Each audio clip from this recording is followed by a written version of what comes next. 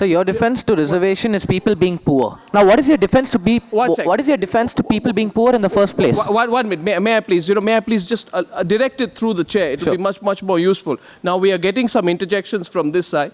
Consider this, that Mr. Pilot argues that, he is not for caste and not for religion, but these are certain necessities. But the same argument that, we do not like the influence of religion in politics, which came up because of the Babri Masjid agitation, could be argued that there was a generation which got introduced to caste by politicians in 1990. This generation, which is in this audience today, would never have thought of caste had it not been for VP Singh and the Mandal Commission movement in 1990. It changed the body politics of our country. Interjection coming in. I think Harsimrat wanted to add a point there. Harsimrat makes the next point. We'll keep it going. Harsimrat. We both want to answer to the liquor bottle thing to start off with. First, when I asked him that take the shortcut for admission, would you pay money? He said, if I'm not getting what I want, I'll take that. So when I'm not getting what I want and give the liquor bottle, I'm wrong, but he's right. Number one. No, one more.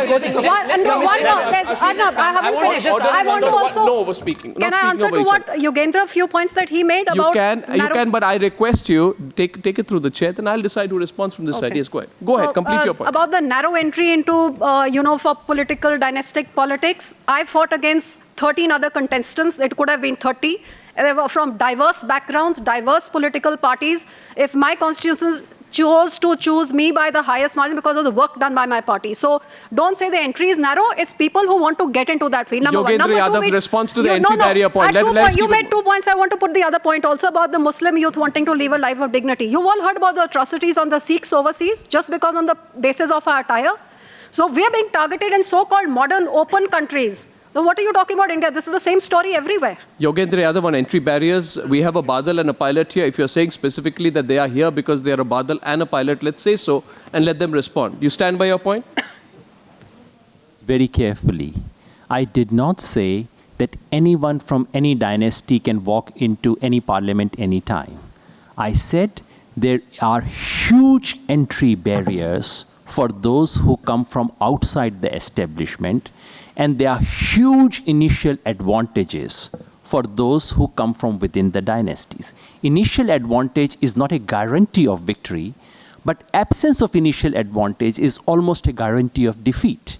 If someone, I really want in Bhatinda, an ordinary, articulate, young Punjabi woman who does not come from any of these establishment parties, who is the daughter of a Siri, who works in a village, to be able to stand against you and have the same initial advantage in politics and let talent decide. This country is being deprived of political talent because of these dynasties and money bags who capture a huge initial advantage, which is almost impossible to circumvent.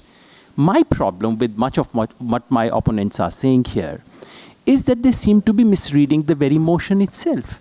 The motion, to my mind, nowhere says political class is the only class or the only people which have failed the country or to meet the expectations of the youth. Yes, there are all kinds of problems, and it would be utterly silly to say the whole country has gone wrong because of one set of characters.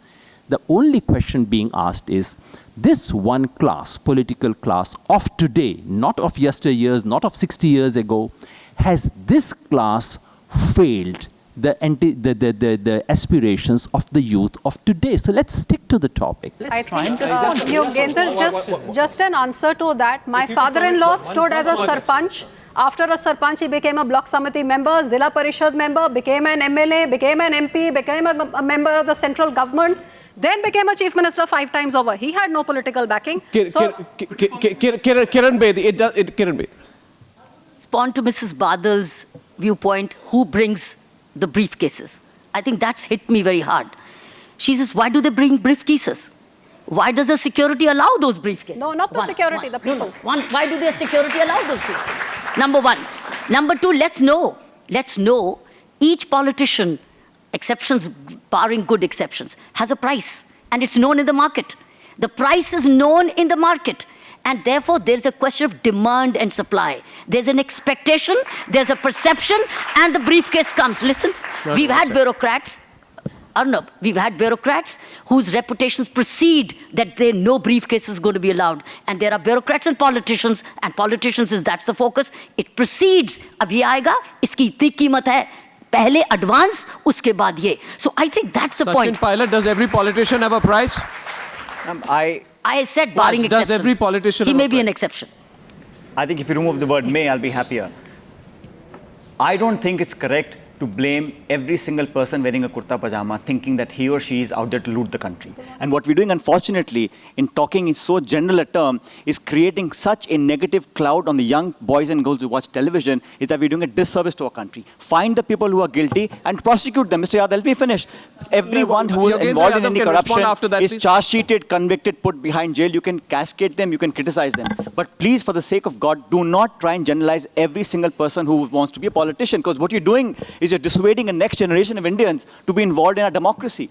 You're making them feel that this is the cesspool of all evil. Keep away from it. You have done the right thing. You have joined a political party. You fight and you lose. That's okay. But do not create an impression that this is the demons of the world have gotten together and are running a country. Because what will happen then is people will lose faith in our system. And once that happens, you will see what happened in the Middle East, in other parts of our country. You're causing for a much larger problem to take place. Let's fix what is wrong. Let's put blame on people who deserve to be blamed. But do not generalize. That's not a good thing for our democracy. People wouldn't generalize, but in December 2009, there was a Goa member of parliament who said that in the context of crimes against women, he said that a lady who moves around with strangers for days altogether, even beyond the middle of the night, is to be treated on different footing. This is what a Goa member of parliament, and the person was from the Congress party. Do you sack that MP? Or no, if I pick Did you up sack every him? comment, I am not Did responsible you throw him for out of every politics? Everyone who makes a negative comment, whether a journalist or a businessman or a politician, they are answerable for their own stand that they take. I am saying don't generalize every politician, and that's a short point I've made. Yogendra Yadav wanted to respond. Sorry, Yeah, you say- Shankar wants to make. Since you're a member of the Council of Ministers, the generalization also comes, you said, let's convict those who are guilty. Let's not get after everybody. What did you decide to do which prevented us from convicting those who were guilty? The Union Council, the Cabinet decided to pass an ordinance which would have allowed convicted legislators to continue. And it was public pressure which forced you to back off on that. So the generalization doesn't come out of nothing. The perception that sab chor hai, while I completely agree that it's an incorrect perception, is rooted in some reality. There is some basis to that perception. Did you not realize the impact of what you were about to do? And there is also a sense of faith in our democracy. When course. opinions are heard, people do change their stand, governments do reconsider, political parties do reconsider the stands they've taken earlier. And I tell you, one second, Unanimously. unanimously, force of and public second opinion. of all, when a government takes a decision or a head of institution takes a decision, it is not fixed for all times to come. If there are shortcomings, if we feel that something has gone wrong, let's stand up and say, well, we need to correct it. And in good time, things have been corrected. And that's the power of democracy. That is the power of public pressure. That's the power of a political party being dynamic But why to the needs does, and aspirations of the people. If a broader question comes to my mind, Shankar, that if the political class is in sync with the youth or the people of this country and in sync with their aspirations, why do we have to beg, cajole, push, request them to make those changes? I mean, even the Anna agitation and the Lokpal, they had to, agitation was on since April. They had to be pushed and cajoled, and then the Congress leader Rahul Gandhi said, I take my time to make up my mind. Why was it not apparent to Rahul Gandhi right from the start?